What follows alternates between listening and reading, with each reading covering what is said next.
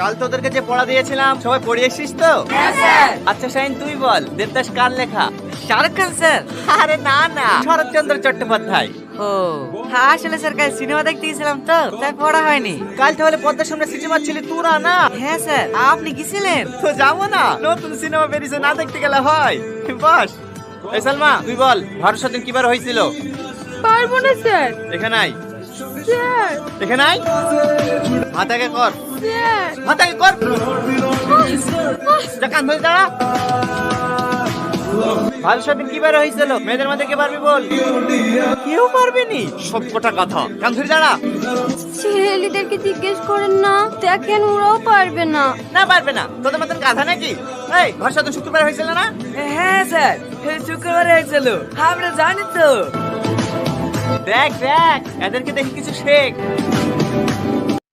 সম্পূর্ণ ভিডিওটি দেখার জন্য অসংখ্য ধন্যবাদ।